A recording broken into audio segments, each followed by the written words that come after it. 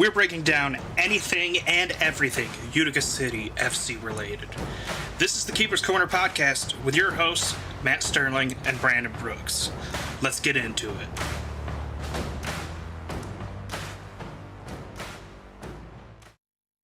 Hello, everybody. Welcome to another edition of the Keeper's Corner podcast. Matt and Brandon here as always. Howdy doody. It's another Monday night, and for the first time in quite some time, Brandon, we get to talk about a Utica win. Yeah. The best kind of thing to talk about. But how you doing, sir? Oh, yesterday was pretty fun. Not just because of the game. The company I work for had gotten a box, so I was able to enjoy that. And I was right next door to Huber and them, so once in a while popping over there. It was a good time. It was fun overall, just as a fun Sunday, good weekend. It's good to hear. I had hoped to make my way down there. Things got really just exhausting at work. I mean, to the point where I debated on texting you earlier today and be like, can we just move this to tomorrow? But I'd rather get it out of the way and then just enjoy my day off tomorrow. Yeah, I totally understand that. It's one of those things where it's like, do I want to put this off and just end up doing it the next day? It's like, I'm just gonna get it done. Mm-hmm. So, but besides, it's it's a happy day. It's a good day. It's we've got a couple of things in our future that might hurt, but right now it's good. Well, that's future Utica's problem. Current Utica is riding a one-game win streak over the Tacoma Stars. On St. Paddy's Day. Well, close enough to St. Paddy's Day. Celebrating St. Paddy's Day. St. Paddy's Day game. Yeah. St. Paddy's Day observed for Utica City. Which is always a big one considering our history with the date. Yeah. All right, so Brandon, 8-4 win. Yeah. Utica jumped out to a big 5-0 halftime lead. And it was all Utica from the get-go. Yeah, I'm not what I was expecting. No. Pinal and Pagano with 3-point days. They shut out Tacoma until midway through the third quarter. That's the kind of performance that we were expecting to see a little more frequently this year. Yeah. Going into the season, and it was a nice treat for those that got to watch it live. Yes. Oh yeah. It was a very enjoyable game. People were really getting into it. For obvious reasons. Not only was it a good game, but there was some good entertaining goals, frankly. Overall, just a solid game all around just to watch. Mm-hmm. Brandon, let's talk about this one then. Lead off with the stat that tells the story, and for me, honestly, it's a stat that takes place off the field. We talked about it in the preview last week. This was Tacoma's third game in 96 hours. Yep. I picked Tacoma to win just because I hadn't seen enough out of Utica to say that they could win or would win. I did fully admit that they were capable of winning, and it wouldn't surprise me. The amount that they rushed out to surprised me. Yeah. I thought maybe if they were going to pull away, it would happen in the second half, not just a straight sucker punch to the face for the Stars. Yeah. But yeah, we already know travel in this league is tough. Just look at Casey in San Diego, who played Saturday night, flew back in Kansas City, then flew back to San Diego to play on Sunday night. Yeah, they do not have a fun schedule right now, and Tacoma had it just as bad. Mm-hmm. Arguably worse, like we talked about, but it was nice to see Utica capitalize on the tough travel, tough schedule for Tacoma, and get 3 points out of this. Yeah, not just two. Like, half the time we end up seeing is overtime, but Oh, so glad I did not see overtime. It's so nice. Mm-hmm. So I guess you want mine? Yeah, sorry. Or did you just thought you were dying there for a minute? No, I was just fighting back a burp. Figured I'd rather not just let it all out on stream. Okay, that's fair. Yeah. Um mine's different. Mine I can't take credit for because it was brought to my attention by Tommy, Tanner. And I went back and I looked and I'm like, wow, he really wasn't kidding. Of our two of our last 3 games, and I guess I'll start with this. All season, one thing that I've been harping on is defense. Mm-hmm. 2 of our last 3 games, we have held the team, basically the Milwaukee game and the Baltimore game, or the Milwaukee game and the Tacoma game being the 2 of 3. We've held the other team to 1 5v5 goal. The Milwaukee game, I know that one of them or 2 of them say that they're not 6 attacker, but I know that the first Ian Bennett one in the 4th quarter, they were transitioning to 6, so I count that even though they didn't. Mm-hmm. All 5 of the Milwaukee goals in the 4th quarter were 6 attacker, and all of Tacoma's were basically 6 attacker because the goalie was up.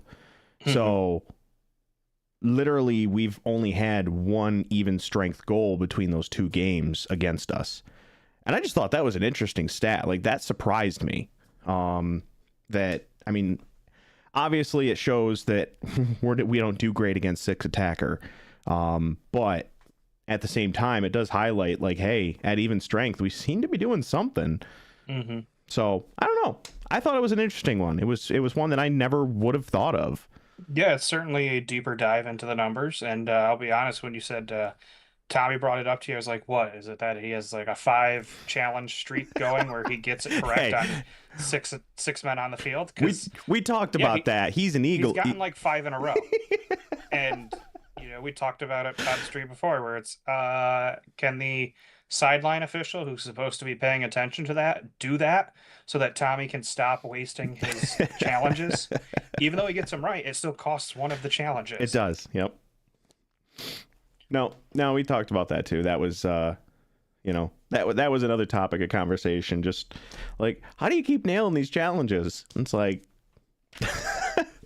well, it's, I can count without using my fingers. So I'm at an advantage over the referees. And I mean, he had the 6 attacker one, and he had the too many men, and he had the handball that was so unbelievably obvious and still made us have to throw the flag. Well, I mean, come on. It's not like referees around the league had a good weekend. No, they did not. I mean, right at the end there, I put it in our chat. I'm like, oh, here's butlering this one up. Pretty much. Yeah. Well, so. Cost just. Oy. Oy, indeed. Right, so those are the stats that tell the story for us. Brad, what's your play that changed this game?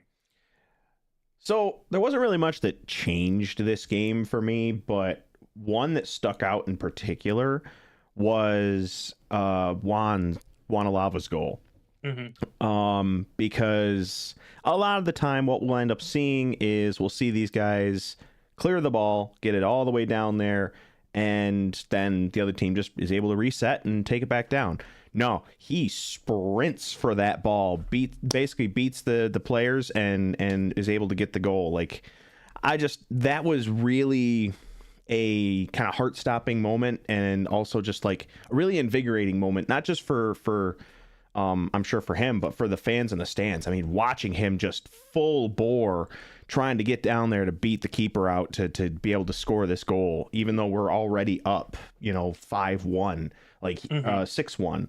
I mean, that's the definition of not taking your foot off the gas, is just gunning for every ball, and that accentuated it. So that one did it for me for sure. That was definitely the one that got me the most excited.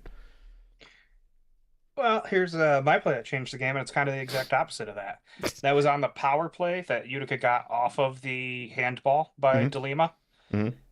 They went to burn the clock, and it was a time where you're up 7-2. There's no reason to push too hard for a goal. You want to burn some of that time. Well, you can. Yeah. Absolutely. Hmm. But it shifted the momentum just a little bit. Yeah, you could go up 6 if you find that. They didn't really make too much of a push to try to score a goal until there was like 15 seconds left in it. Yeah. Um, I mean, even if you speed that up 15 seconds, try the final 30. You've taken 90 seconds off the clock, and if you can put them one goal further behind, even better. Right. That was that foot coming off, and then we saw Tacoma get another one, and it's 7-3. And that was when we was like, uh-oh, well, now we're sitting on our heels against a sixth attacker again. Are we going to be able to hold it? Yeah, I could definitely see that being a little bit of concern. I know, anytime that the other team starts scoring again, especially when it was 2 in a row for Frank, Mm-hmm. the the vibe in the arena changes a little bit. Mm-hmm. Because all of us are used to you know, dropping leads. Unfortunately for this season, it's something that's happened quite a few times that we are just used to it. So we started seeing that, and it's like, oh no, please tell me we're not going down this road again. And sure enough, I mean, luckily it didn't, but yeah, it definitely, you could feel a little bit of a shift in the air, like a Mm-hmm. little bit more concern. Yeah, the final goal came with a minute 10 to play. But, I mean, yeah, a 6-goal lead is different than a four-goal final score. Yeah. Um, Luckily, Many did get that one back right after Frank scored, like a minute later. Yes. Because as soon as it went 7-3, I was just like, uh-oh, here it comes. It is very easy to score. I mean, it's not very easy, but it is possible to score 4 times in 3 minutes in this league. I mean, we've done it ourselves. Granted, it was a different team for us, but we did it a few years ago. Three goals in 45 seconds. I mean, The we've one seen against it. Mississauga Yeah, in the but inaugural season. we've seen it firsthand that it can Yeah. happen. Like, I'll always reference that as being like, hey, this league can change at the drop of a hat. Mm-hmm. Mm-hmm. No, it just luckily it didn't matter at the end of the day, but it did make things a little closer. That's all. Yeah, I think, getting out to that early lead is really what changed it overall. Because if we hadn't had the massive lead that we ended up with early on, then, Mm-hmm. it could have been only a 2-goal game. And then you never know what could have happened in a minute and a half Yeah. or a minute, 10 seconds. So, Well, all right. What can we work on coming out of this one? Because it's tough to say for me. Yeah, what needs improvement? Communication looked better. There's a point where I think it was Manny and Juan kind of looked like they were starting to jaw at each other, and it was really just a coaching moment that yeah, got a little aggressive. I wouldn't even say aggressive. It got assertive. Juan very clearly explaining what's expected right. from what you could tell on the broadcast. Yep. Um, I think what needs to be improved on coming out of this is just consistency. You did it for one game, boys, and that's great. It lifts, it takes that weight off your shoulders from losing, what, 7 in a row? I think they said on the broadcast, the first home win since January. Yeah. So it lifts it, but let's see it continue into this coming weekend. I don't expect it to happen, getting a little ahead of myself here, but could you imagine breaking the curse at Milwaukee on Friday? Well, This team's never won there. depends on what Milwaukee wants to do. Mm-hmm. Because they're playoff bound. They don't care. They are fighting for, jockeying for position in playoffs, but they're in.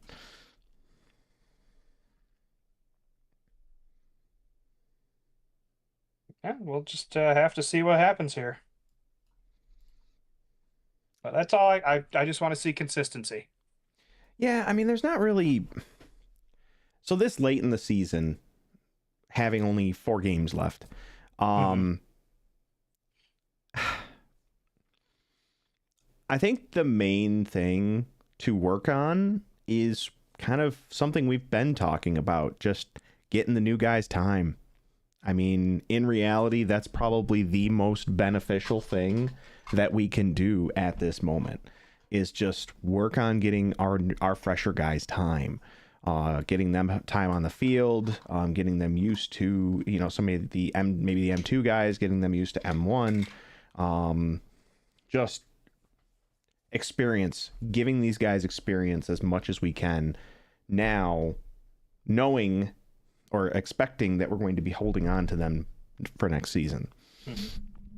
So Kind of like Utica's Jorge Lozada, who made his debut this week with an assist and yep. the opening goal. Mm-hmm.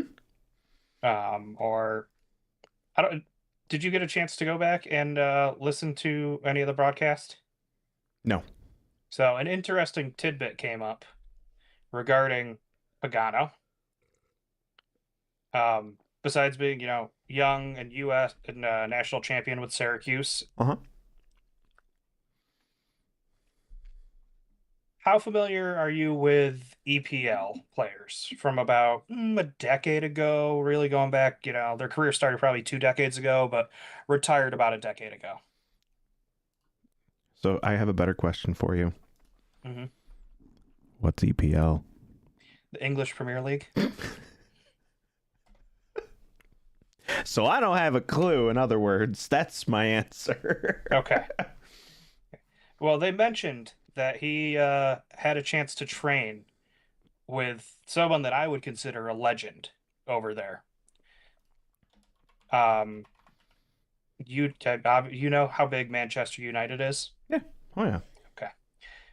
This guy played there at the end of Sir Alex Ferguson's career, was part of several championships, and is the all-time leading goal scorer for Manchester United, and that is one Wayne Rooney.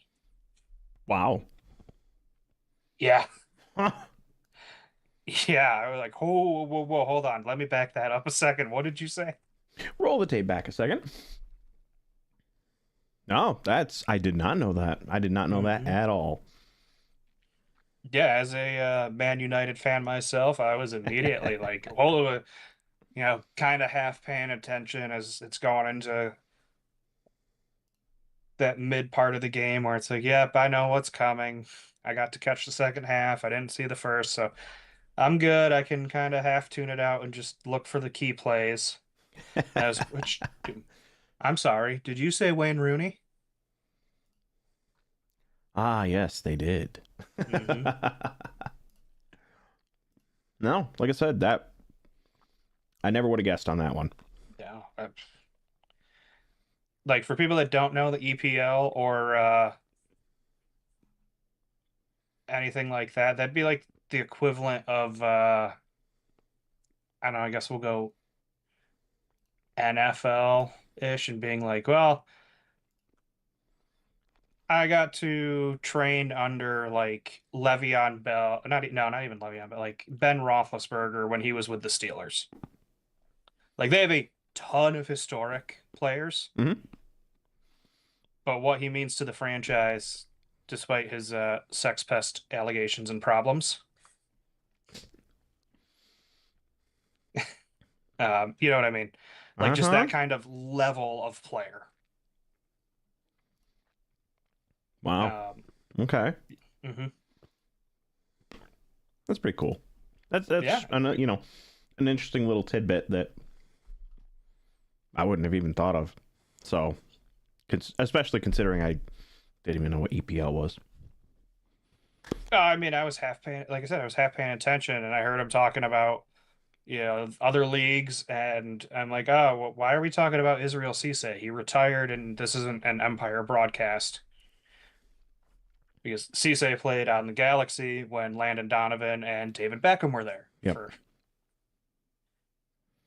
so it, And it all made sense. yep. Hmm. What are you No. spamming me with, dear? Whatever. She's just trying to make me feel old. Well, I mean, that's not hard. It's not. I know. That's why I said it. Mm-hmm. So, all right, we've covered what needs to improve. Positive takeaway is, I think you get this one. We won a game. Like, we broke the didn't necessarily break the St. Paddy's Day curse, but we kind of did that last year. But, like, we came out with a win. We came out with a positive, a positive, I don't want to say positive experience, but kind of. Like, we were able to revitalize a lot of the team and the fan base and just be like, okay, yeah, we got our butts kicked by Tacoma previously, but we can beat these guys. Mm-hmm. Yeah, and yes, they were tired, but that's not any fault of ours. No. That's the schedule. Unfortunately, looking ahead, we're probably going to be the ones that are tired for our game this Sunday. Fortunately, he says. That "un" is in parentheses, and we all know it. We know where your allegiances lie coming this playoff race. Look, positive takeaway from this one is you got like you said, young guys got to contribute. Yes. Lozada got an assist. Cole Stevens, who has been quiet this year since being moved to defense, was able to find the net. Pinal, just doing Pinal things. Oh, yeah, you could tell he was getting comfortable too. You saw the fancy feet coming out, and he started the opening up. one-on-one with Uzi from where he took him off the boards and then yes. Like when he has the confidence to open up, and I mean that's really I think what it is for him is I think a lot of the time he overthinks things. Like he's the top of our leaderboard for score or for points, and I feel like there's definitely a lot of pressure on him to perform every single game. We're always hearing our announcers, their announcers, whoever we're listening to is always talking about Pinal. Whenever they bring up, the threats on Utica, he's top of the conversation, rightfully so. And so there's immense pressure on him, and this was a nice game for him to be able to, kind of open up and not have nearly as much pressure because we had such a lead, and he was able to just kind of flow. And I mean, if he can harness that in just a normal game when there is more pressure, I mean, he's a rock star in the making for sure. Yeah, I mean, when I gave my 40-point prediction for him, I was thinking it'd be closer to 25-15 or 30-10 goals to assists. And the 2020 that is well within reach with 4 games to play tells you the kind of, one, talent he has taking on defenders on his own, and 2, the field vision he has to find open players. Yes. Yep. The other guy I wanted to mention, Pagano, got a brace in the first half, assist on the next goal after those 2. I know it's just his stature, and he is young and undeveloped. Tell me you don't see a little bit of Bo Yelovitz in him. A little, yeah. Yep, I have noticed. I definitely have noticed. And that's a type of player that this team has been missing for 3 years now. Well, not really. I mean, Frank took that role for a year as the target that will, set up and try to be the, hey, get me the ball. Give me the ball right here. I'd like the ball. I want the ball. Give me the ball. Yeah, no, it was nice to see the young guys get it all together finally. Absolutely. No, it felt good. All right, Brandon, we got a couple things to talk about before we get to our predictions. First thing was our homework for the weekend. Did you remember to do yours? No. Brandon. All we had to Listen, do, I had to work yesterday as well, so did I. but I had to work and then make sure that I could go to the game. 2 weeks or 2 months ago, this was a 5-man kitchen. For the past week, it was a 2-person kitchen. I'm a little tired. Yeah.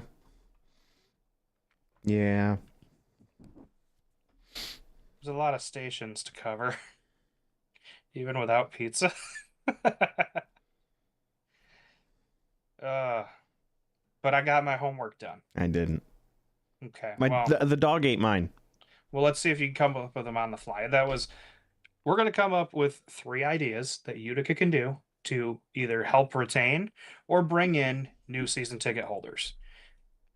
Because you want a steady season ticket base. That's where you can rely on a chunk of money coming every year. Uh-huh. And the public discourse has been a lot of, well, I don't know if I'm going to, I probably won't, blah, blah, blah. What do they do for us? And I agree. They have failed to deliver on the season ticket member benefits, especially if you can't catch every game, you know. So, 3 ideas. I'm going to give one, and then I'm going to give you a chance, and we'll bounce back and forth. Like Think we you can normally do do. that? Yeah, I think I Okay. can handle that. Okay. I didn't know if you wanted me to drop all 3 of mine before, give you a little more time. Nah, I got it. Number 1, very easy to do. If you renew and or order a season ticket before October 1st, annual scarf. Annual scarf. Doesn't have to be hard. We had the inaugural ones. Just every year you get a new scarf. It says, STH 2027, STH, or just something like that. Easy. Yeah. You know how many you need because you have all your tickets in by October 1st. You pick them up with your season tickets. Everybody gets a little something. I honestly thought we were going to get something for the 7th season, which is what they did for the Comets back in 2020. The Game-worn Comets jersey I have is their copper anniversary, 7 years. Okay. Didn't do anything for Utica City. Kind of disappointed on that one.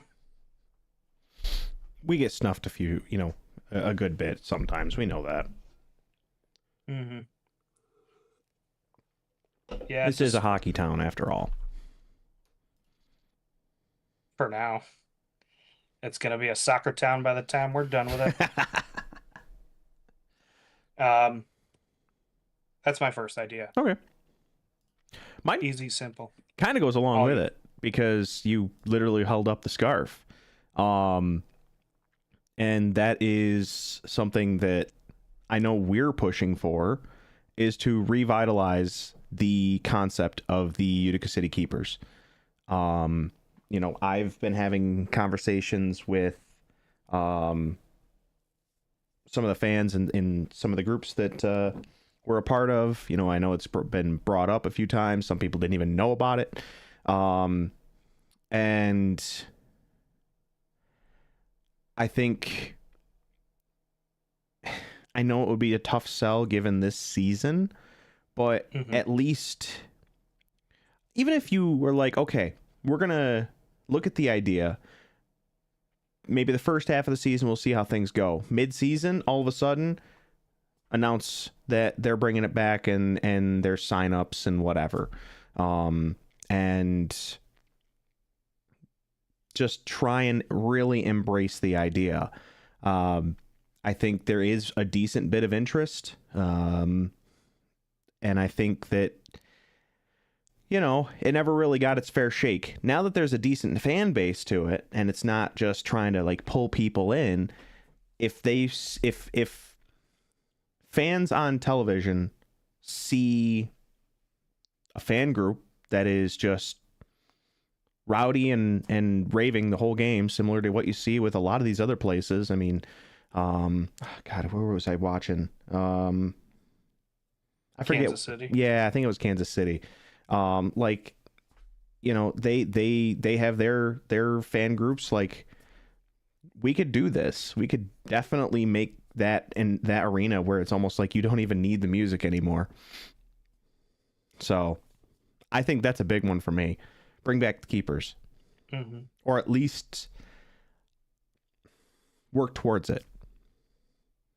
So Yeah, it's funny you bring that up because I was scrolling TikTok today and I got like a compilation of 5 self-depreciating fan chants, mm-hmm. and there was one that I was like, we could have used this most of the season. It was, we always lose, we always lose. You're nothing special, we always lose. I also like the pretend we scored a goal one. I'm just like, oh, when we're done, we'll pretend we scored a goal. And then everyone erupts in a cheer anyway, like they scored a goal. Yay! Yeah. It's just ways to bring energy, and I loved it. Yeah, I like that kind of stuff. All right. So bring back the keepers, scarves. Idea number 2. 2 vouchers for free tickets for the season, not like season tickets. Like you get 2 game vouchers. I know where you're going with this. For every ticket that you get, and as a season ticket holder. So if you're buying 4 season tickets for you and your family, you're gonna get 8 ticket vouchers. Because if you're giving out tickets, which you already do at a discount or completely for like youth soccer groups, you're trying to bring in potential new customers. And even if they aren't paying for the ticket, there's a pretty good chance they're buying your drinks, they're buying your snacks, they're buying beer if they're adults. If their kids are coming, they're they're dragging mom and dad into the gift shop. All right. You're still going to generate revenue off of that. And if you have a good game or at least a fun atmosphere and the kids get hooked and the parents get hooked, or they're just a sports fan that's never really paid attention, and all of a sudden they're like, you know what? I like this rowdy get to on top of personal experience. They're hooked. You're going to sell more tickets that way. So basically you're saying like 2 vouchers, you basically I'm thinking of the logistics of something like this. I know, overthinking, but so you have a couple of vouchers. I mean, that's going to be, I can already see it being a little bit of a logistical nightmare. And the reason I say that is if you have season tickets in the middle of a bunch of other season ticket holders. Mm-hmm. No, they're not like for your section, it'd be like where they put the 4-pack tickets, up in the higher seats up. Like, whatever, you got free tickets, enjoy. Yeah, I could see that. I mean, when was the last time we had a sellout? Officially? Been a while. Yeah, it's been a bit. Yeah, I mean, I could see it. I could also see it being really difficult to pull off. So there'll be a lot of thought that would have to go into it, I think. Mm-hmm. But I don't hate it. It's not a bad idea. It gets butts in seats, and even though you're losing on the ticket, you're, like you said, you're winning on concessions. Mm-hmm. So I'd say that's a pretty good win-win. We get more voices in the seats, and and if your season ticket holders' friends are gone, how many season ticket holders go to 72? Yeah. And they're gonna be like, hey, why don't you come hang out with us post game? I know we couldn't sit by each other because logistics of free seats, but right. Yeah, Let's that go could work too. grab a drink and a bite next door after the game. I'll introduce you to some of the guys because hopefully they're going to be like a little more personable. Seems like that's going to be a push coming from the. Yeah, you can tell which ones have come from the, we'll call it the personable era. Mhm. All right, Brandon, number 2 for you. So we I think we actually talked about this at the beginning of the season or even in the off season. Gimmick games. Mhm. I like gimmick games. You know, I'm wearing the St. Paddy's Day one for Empire. You know, granted, we did a St. Paddy's Day one, but I'm sorry. This one has a big freaking leprechaun on it, and I think we need to really embrace the ideas that are put in front of us. I also would not hate more games. You know, we always, every year now, I feel like we're talking about the Utica Club game. I don't care who we end up going against. Utica Club game. You could even combine it with, what is it? Where the more we score, it's like 50 cents off a beer or something. Like, you could do that. You could combine it with both and just say, you know, maybe 50 cents off Utica, or you know, however much off Utica Club specifically. If you wanted to go that route, like, we could use more gimmick games that are actually intriguing. Mm-hmm. You know, it would be a great one to do it. Be your season opener, and you know, just like Kansas City and St. Louis play on Black Friday and the Sunday after every year. Yeah. They play each other back to and boom. December 5th is Prohibition Day. It marks the end of Prohibition. You put a home game on the weekend closest to that for Utica every year. Mm-hmm. It's Prohibition Day. You get Utica Club jerseys. You do the 50 cent off beer thing. It's your season opener. You're going to sell that place out. Oh, yeah. But you have to make sure that you market it and be like, this is, you know, we're going to be having the, I like that one too. I had mentioned that before at one point in time when we were talking about like the Save the Game. It's a good Save concept. the Day Foundation. It is, yeah. For those listening, watching, not paying attention to the chat, whatever, the suggestion is do a jersey swap weekend with the Comets. So the Utica Comets, not the Kansas City Comets. Yes. The AHL Comets. Yeah. So that, you know, then City would play in black and red, and the Comets would play in white and blue. Yeah. I think it would be slick. I really do. Like, you've got these two teams in the building, two different sports. Like, you have it right there. All you got to do is execute on it. Have Keeper go to a, you know, and during the same game, have Keeper go to a Comets game and have Naughty come to a Utica City FC game. Like, you could literally do a full swap. That would be so much fun. And, you know, you would have kids, you know, swarming over Naughty for it, for sure. Like, it would be fun. Like a Freaky Friday weekend. Yeah.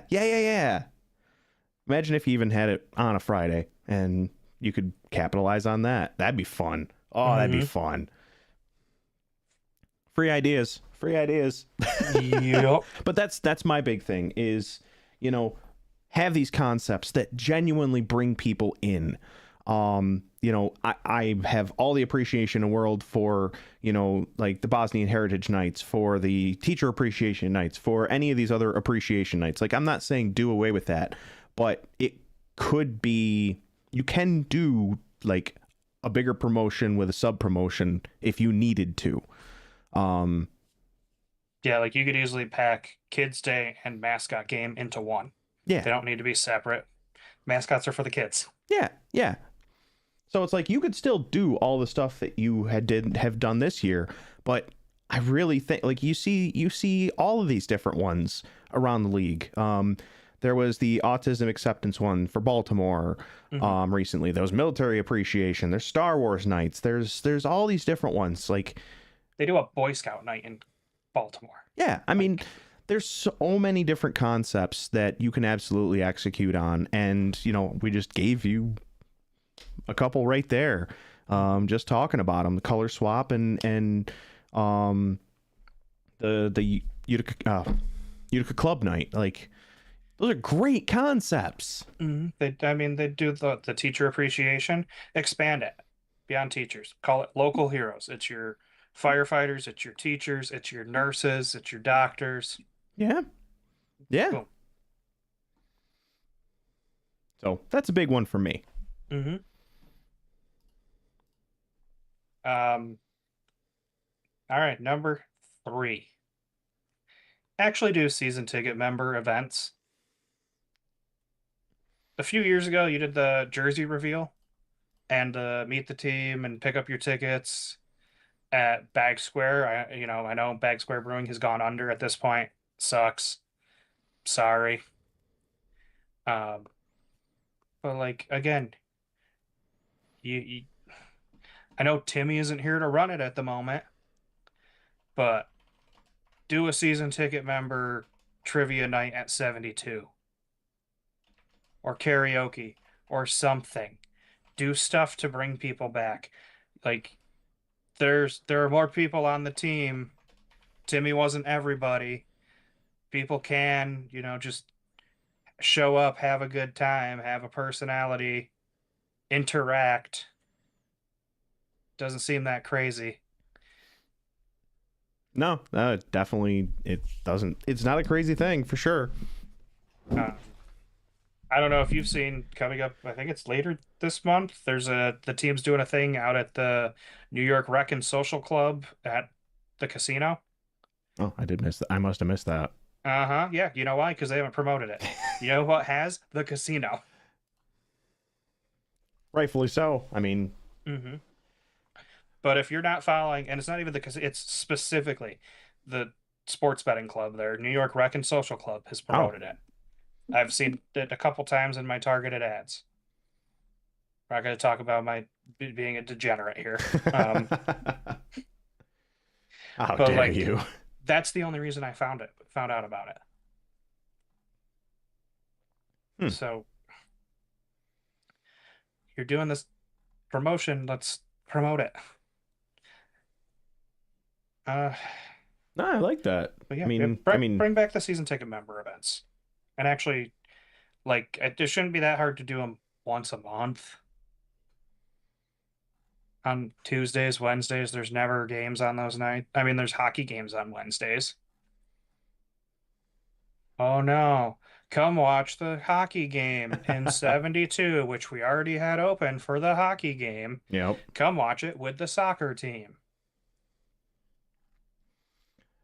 And I mean, you could go a little bit of it is slightly off from that, but just watch parties in general too. Yep. I mean, it doesn't have to be. I understand that 72 is not typically open unless there's a game after a game afterwards or whatnot. So you're not going to get as big of a crowd for a watch party, but I don't know. I feel like whenever we were there, like there was always a decent crowd for a watch party.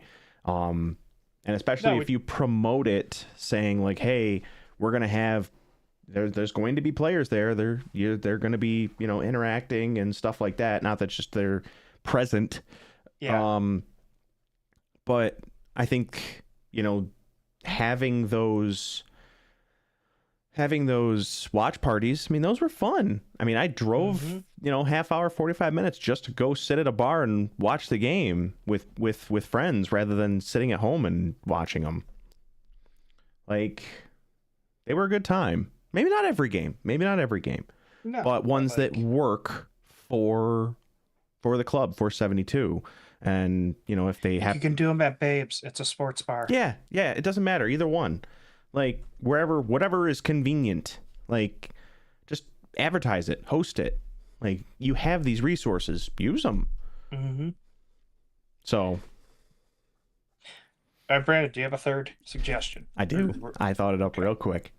Because I had the two came to me real fast. And then the third one was like, okay, what could be maybe something we're doing now that we can improve on? I don't need a taco. I don't want a taco from Taco Bell. I just mentioned that you have these resources. You could draw people in very easily, and by just saying, "Hey, if we win, 20% off your order at 72." Mm-hmm. Something like that. Or and not even for like the next week. Literally be like, tonight after the game, if we win, 20% off. You can go in, you'll draw in your normal crowd regardless, and you'll absolutely get some extra foot traffic in there. Mm-hmm. And if we lose, well, you're still going to have the people that normally go in there anyway. So it's like, it's not going to hurt you if it was like 20%, 30%, something like that. You know, you could do a score X if you wanted to, be like, you know, Harrisburg and with the score 4 promotion. Mm-hmm. But,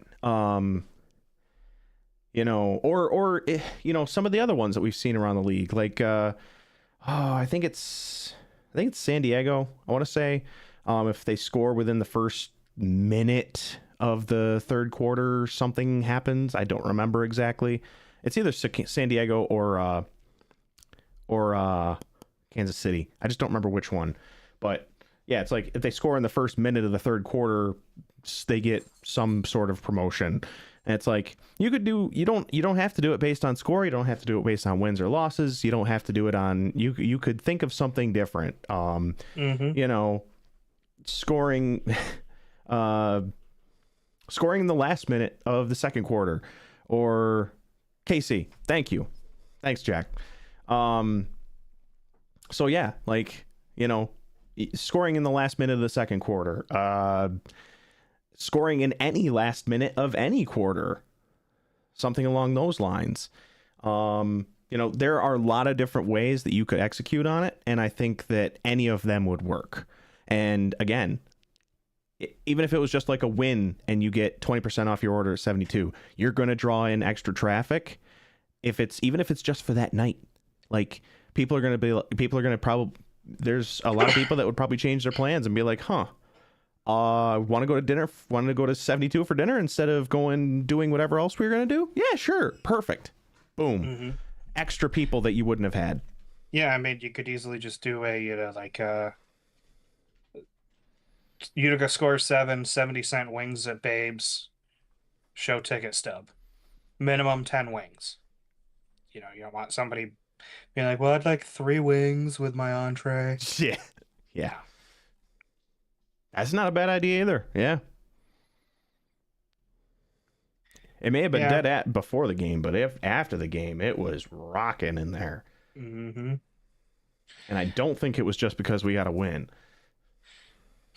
No, you think the promotion had something to do with it? There was a promo? Weren't they giving out liquor? Oh, yeah. Like, they were. You know. Yeah, they were. I didn't even know about it, though. Yeah. And then all of a sudden they brought up Tabasco.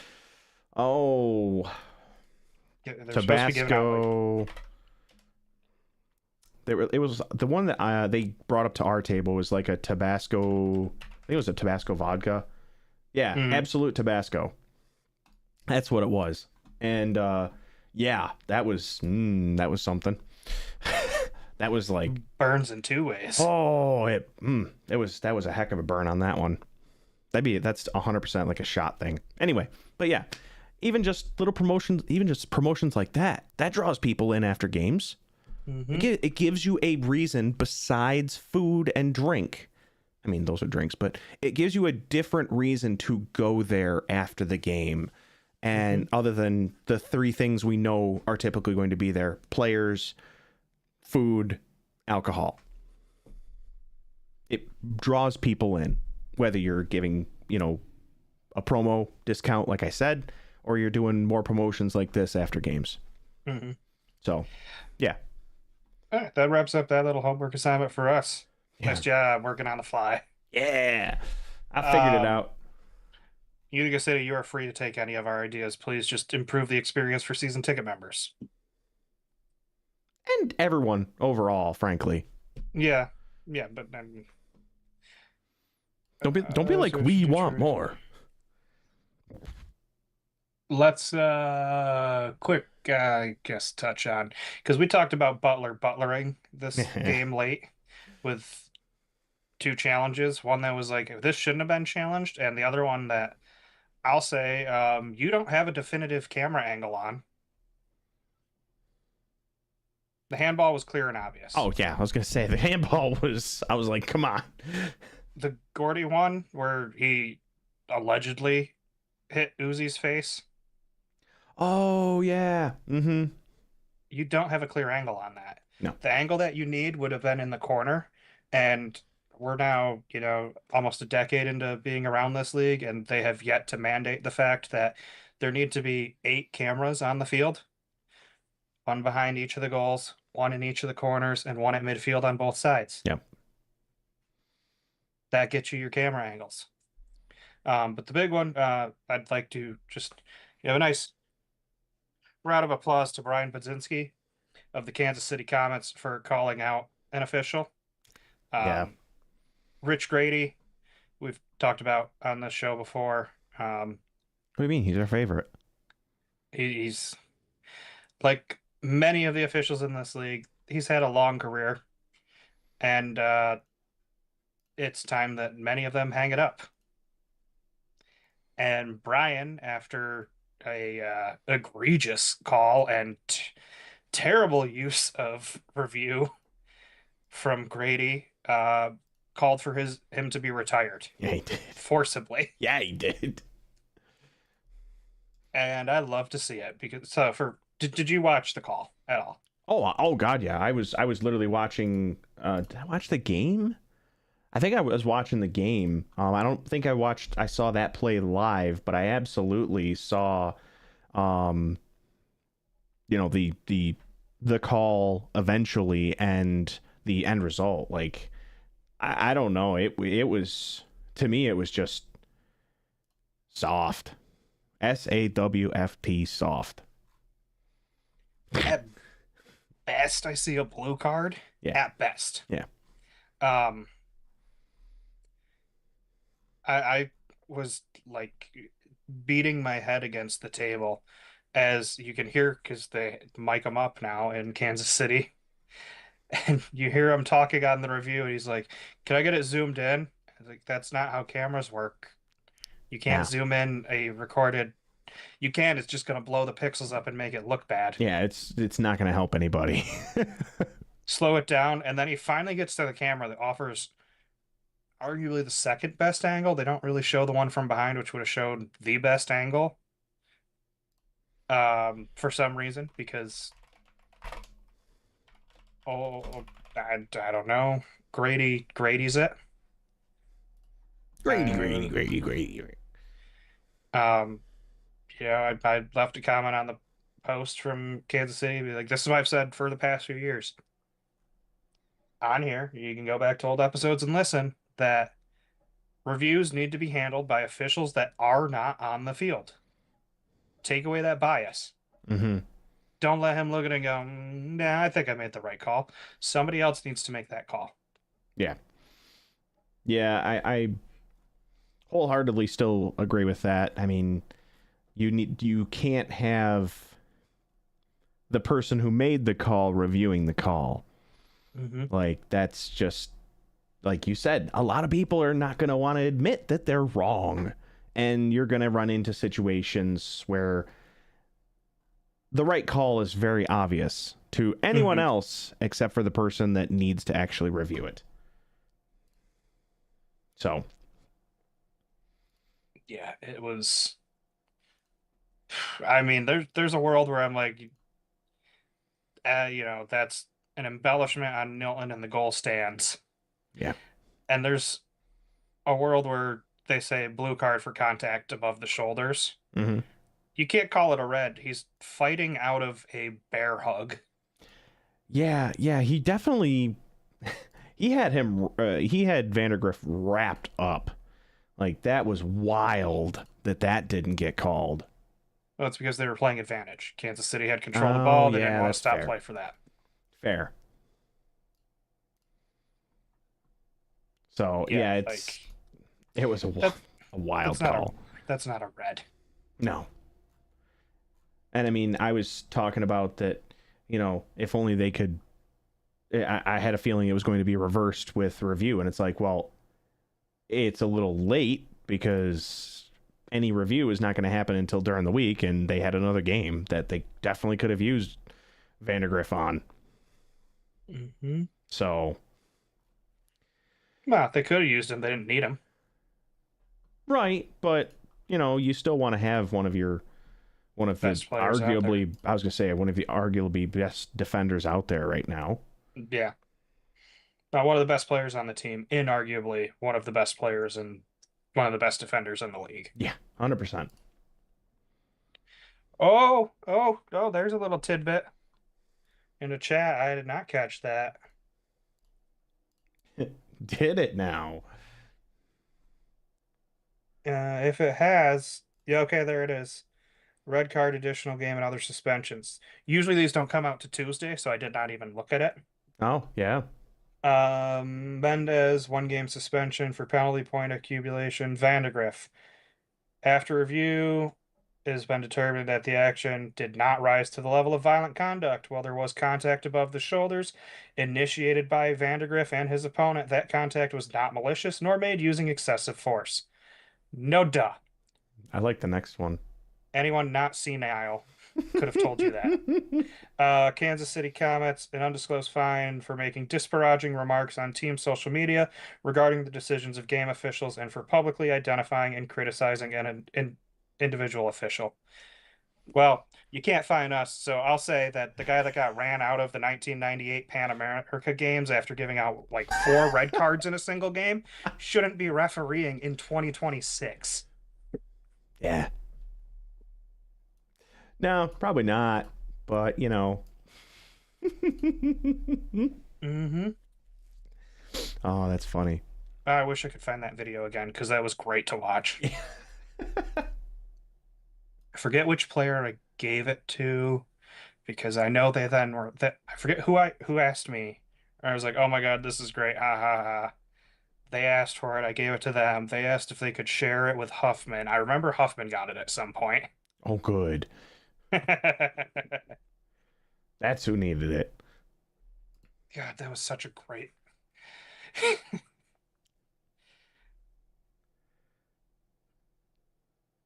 Best of luck to you if you can find it, sir.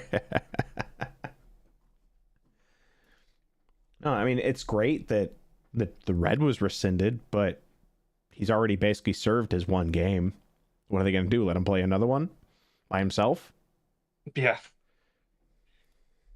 And on top of that, is the official going to actually be held accountable?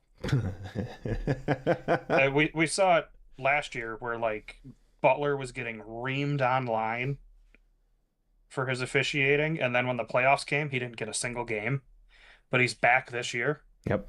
It's like, well, okay, you flat out said that the statement from the league regarding officials when they announced who was picked for the playoffs was like these were voted on from amongst players, team officials, and their fellow referees. Right. So when the league, everybody involved with it, says that these officials are not good enough for a playoff game and they're some of your most senior officials, maybe you should be looking at replacing them. Getting because rid of the senior officials. Experience should be the deciding factor in that.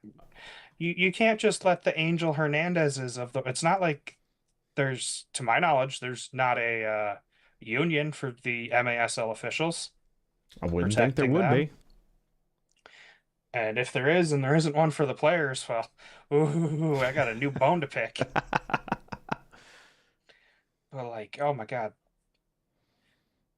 Look, go ahead, start a GoFundMe. I'll kick in $10 to the Kansas City Comets. Yeah, I mean, what they said was not, it wasn't untrue. It's speaking the truth, and it's speaking, what we see time in and time out with certain officials, and It's just an ongoing issue. Nothing's changing. So people get frustrated and we call things out as we see them. Mm-hmm. So I'm glad someone in the league finally was willing to fall on that sword. yeah, kudos. Because it clearly doesn't work coming from people like us. No. We are the little fish. Brandon, that's all I really wanted to talk about that for, was just, thank you. We'll get to our predictions for this weekend. Woohoo! Got 2 games. Friday night, Utica's on the road. They're playing at Milwaukee. As we already mentioned, Utica has never won there. Nope. Never on the black turf. They've lost Not their once. last 2 against Milwaukee. And in disappointing fashion. One of them was very disappointing fashion. To say the least. Mm-hmm. It's Brandon. They've got Ian Bennett back, as we saw the last time they played. Saucy Sanchez is still saucy. Willie B still Willie B in the net, or will they be going with their backup, who kind of brings that hybrid goalie field player to the team? Mm-hmm. How do you see this one shaking out? Well, I can't say that I am enthusiastic.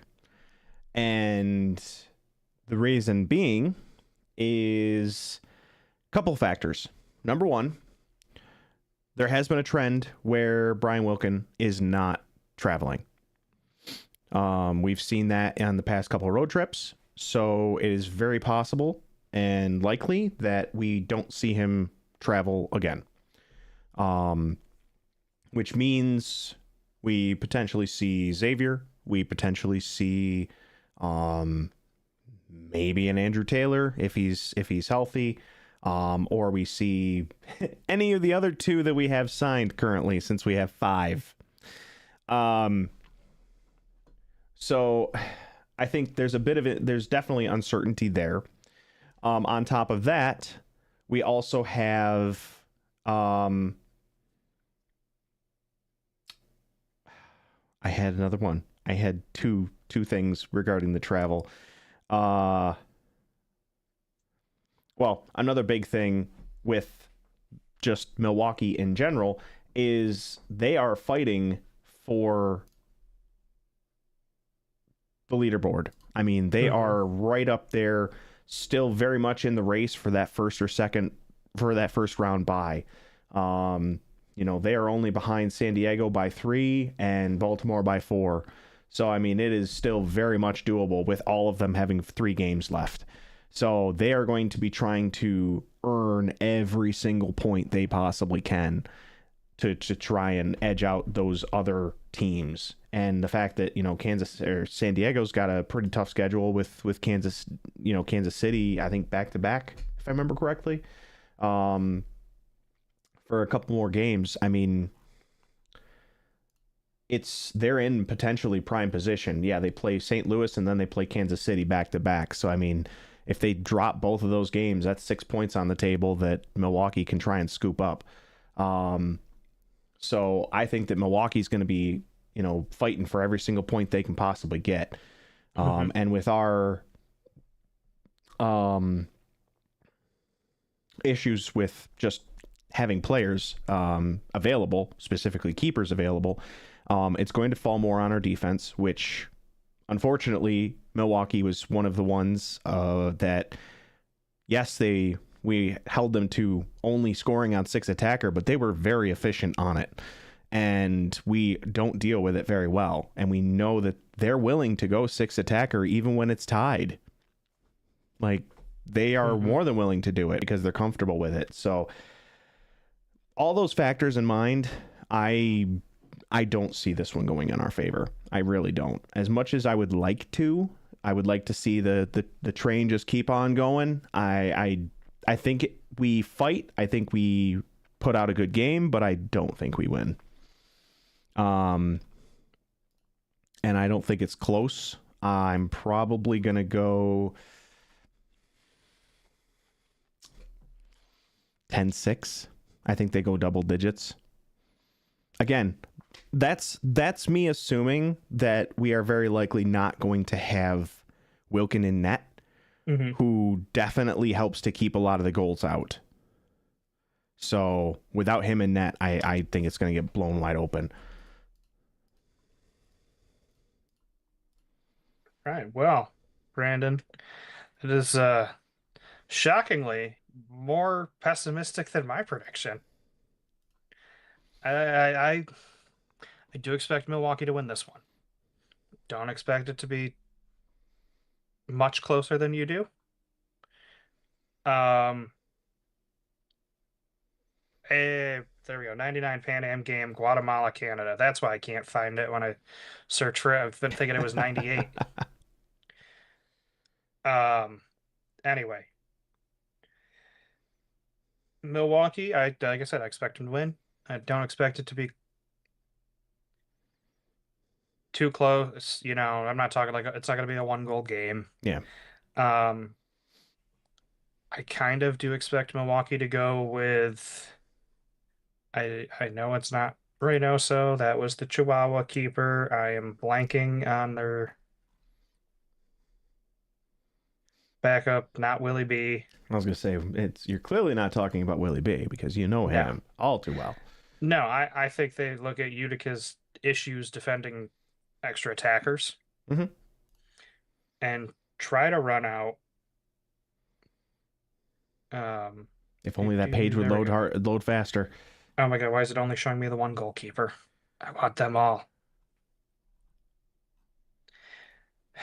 Goalkeeper. There is. It's not Augie Ray. Perez? Gerardo Perez, Yeah. yes. No, I was thinking of Augie Ray was the one that they've used for years. So I had the Ray part stuck in my head. I'm like, no, it's not him. Perez, yeah, who can give you a little more threat from the floor.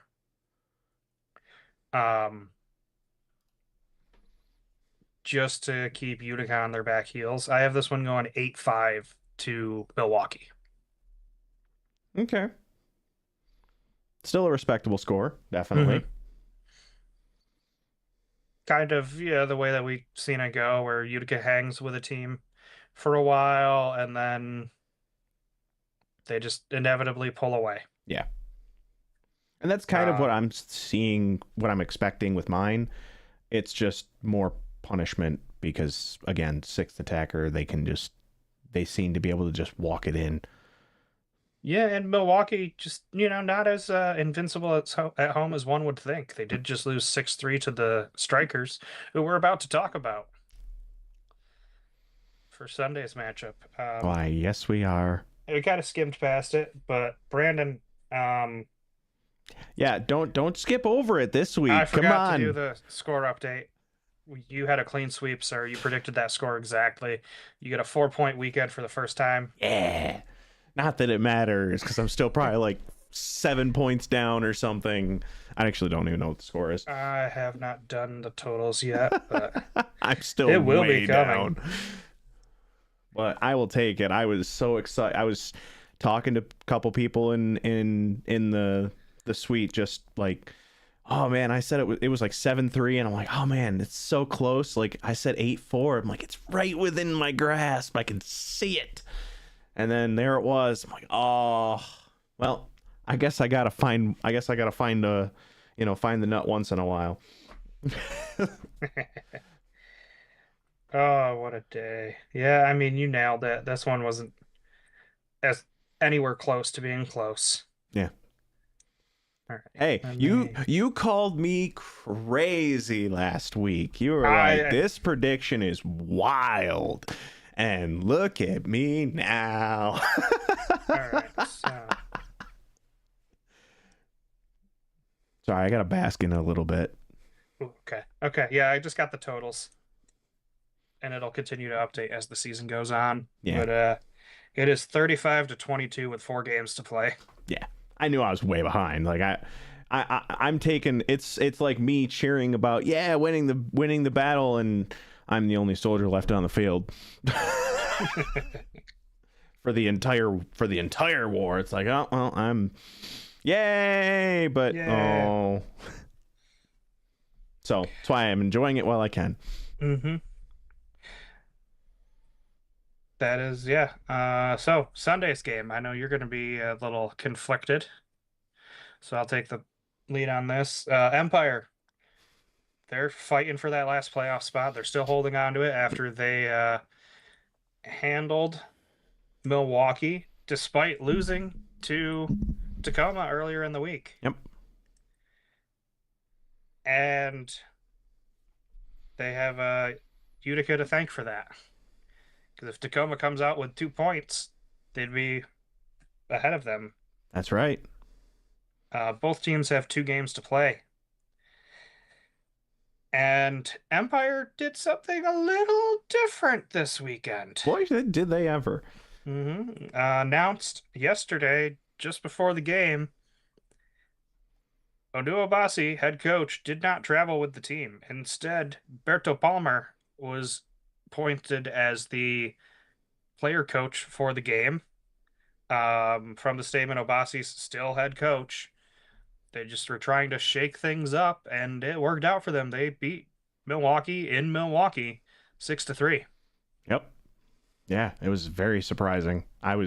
When I was checking the game and, like halftime and then at the end of the game checking the scores, I was shocked to see that final result, but I was very happy because I was like, "Ah, cool.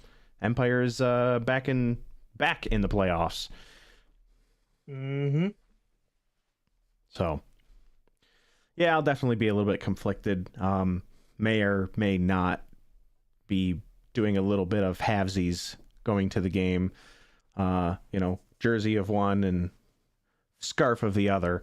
So listen, I know where my allegiance typically lies, but in this instance, You would like to be watching meaningful games in April. yes, because out of the two teams, Empire needs these points more. We don't need the points. We are whose lines is it anyway. Everything's made up and the points don't matter. So the points really don't matter for us in the long run. There is slim to no chance that we're making playoffs. Yes, I know mathematically we could at this point, but reality wise, there's no way. So Yeah, I believe mathematically the tragic number is like 1 or 2. yeah, I mean, Depending on how head-to-head goes. Utica basically needs to win all 4 final games in regulation, with Tacoma and Empire both losing their 2 games in regulation. yeah. So I mean, it's very unlikely. So it's thinking realistically and thinking, okay, I of course want to see Empire win simply because it would help their standing and would help them get into the playoffs. Whereas Utica's win, it's not going to do anything for us in the grand scheme of things, other than, hey, we got to end our home season on a win, which I definitely would like that, but I'm very conflicted on this one. I knew I would be, and I was hoping it'd be less so, but unfortunately, no, I'm so conflicted on this one. I want to predict it one way, and I want it to go a different way, and oh man, it's so hard. Well, Brandon, I'm gonna be a little rough on you then, because I am gonna make you give your prediction on this one first. Oh, you suck. Just for the torment. Okay, I'll give you a chance to steal mine before I say it. So, I think one big curiosity, which I don't think it's going to be a factor, but it would be an interesting factor, is if Obasi can't travel again, and we don't have full-on Obasi ball, but Robert Palmer ball. I don't think that's going to be the case. I'm pretty sure that that was just a one-off, but you never know. It could be the same thing as like what we're seeing with like Brian Wilkin, where he just isn't really traveling. So at that point, we won't necessarily know what team is going to be coming in. And I think I'm actually with Tammy on this one. I think if Utica plays the way they do, or the way they did yesterday, then Empire's going to be in trouble. But we are the team that is going to have we're going to be the less fresh team this weekend because we play on Friday and then again on Sunday, whereas Empire only plays on Sunday. So they're going to be the fresher of the two teams, and they're a team that likes to run and likes high pressure, likes the sixth attacker, because they always have Orozco Delima up until he went to Tacoma. Like they always are pushing up. So I think we're going to be dealing with a lot of sixth attacker, which we struggle against. Now, granted, yes, we did beat them in their house, but it was still a heavy fought game, and overall, I think it's going to be a battle, but I think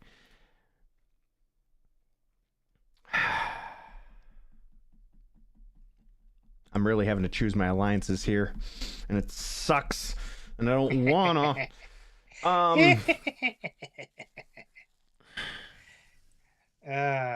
It's gotta end. It's gotta end in regulation. If it's going to be an Empire win, if it's a Utica win, I don't care if they win in regulation or in overtime. Oh man, I'm gonna say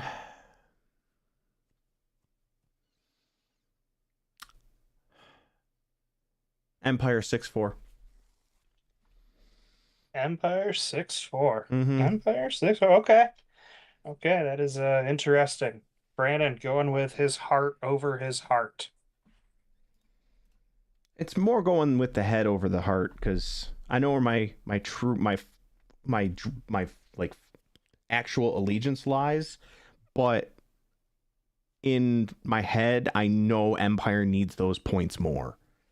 So, God, my nose itches. Brandon, do you remember what the score was the last time these two teams played? Yes, and the time before, no. Why are you getting mad? Because it was 10 The to last 9. Sorry, I'm looking at the Milwaukee one. I was looking at the Milwaukee one. I'm like, wait a minute. Like, wait, is he thinking it's 6-7? Yes, I was, because I was literally looking at the Milwaukee where it was 6-5 and then the other two. So, yes, I was looking at the wrong one.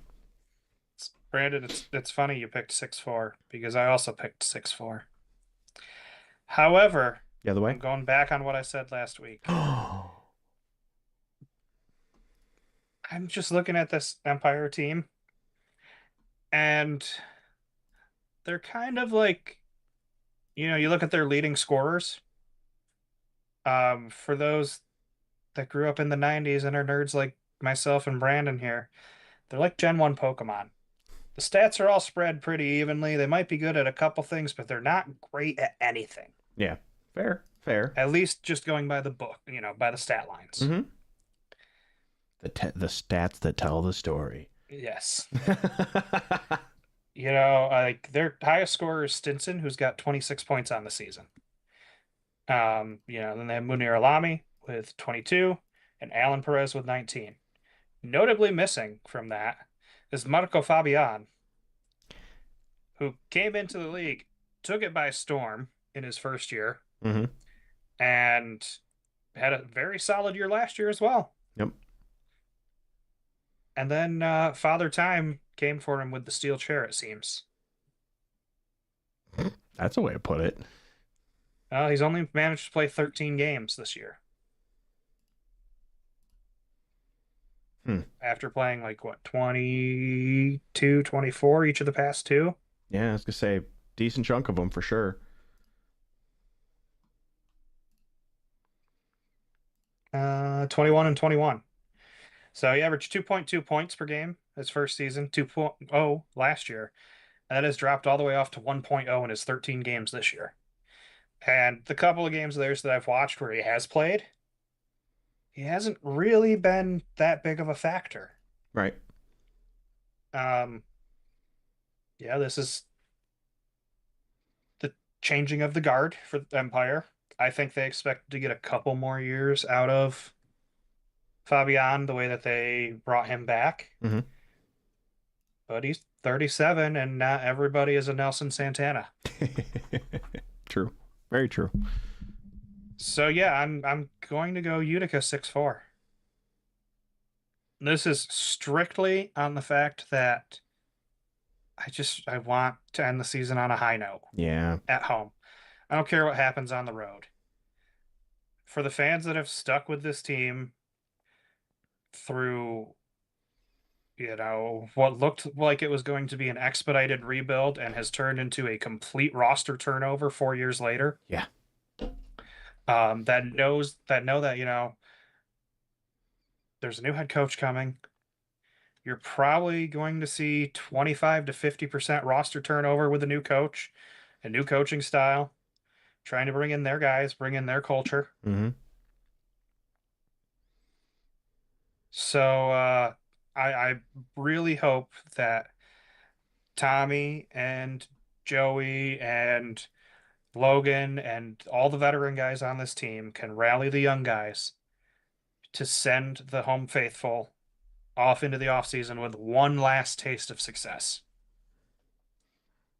Yeah, and that's why I was so torn, is because I would like to go out with the good feels instead of having a poor taste in my mouth for going into the off season.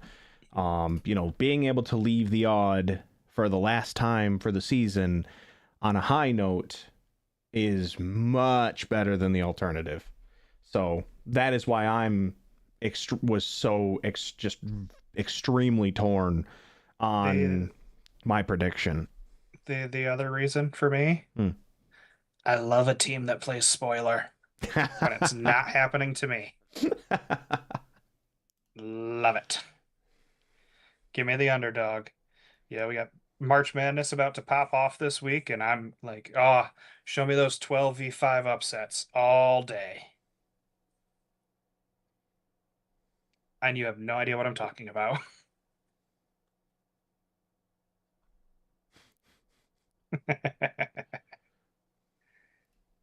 All right. Um, that's pretty much everything. Just a quick update on the jerseys. They're in production. They have not shipped yet, so it seems doubtful that they will make it before.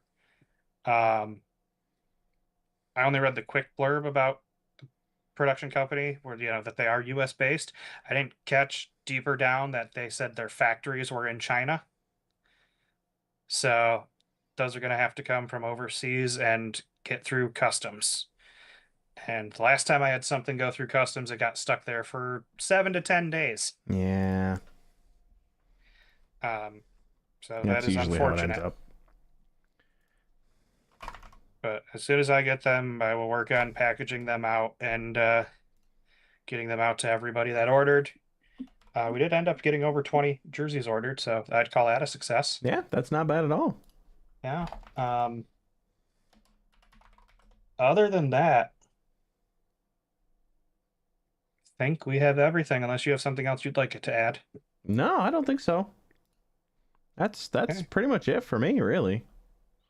Well, to those that joined us in the chat, thank you for participating. For those that are just watching, thank you for watching. If you're listening, thank you. I know I haven't.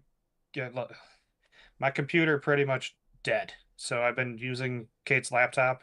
I can't. I don't have the licensing code for the software that I was using. I don't know.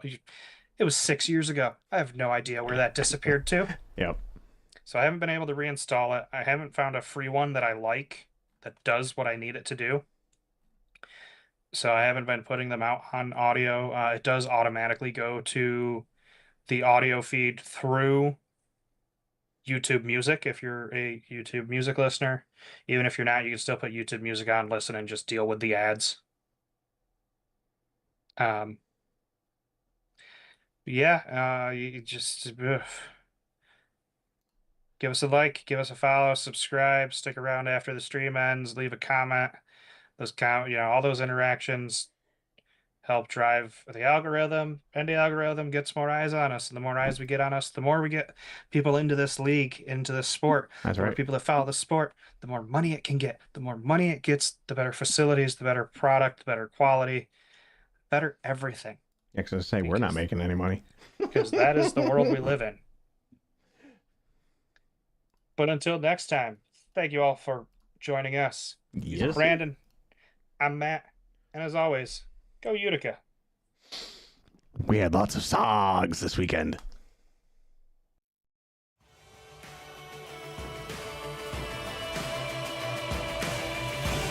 Thank you for listening to the Keeper's Corner podcast on whatever podcast app you use. Please make sure to hit that subscribe button so you never miss an episode. If you'd like to interact with us, you can find us on Facebook, Instagram, Threads, and Twitter or X, whatever you prefer to call it. We have a TeePublic shop where you can get UCFC player swag or help support the podcast. Thank you. We appreciate it. And one last thing, go Utica City.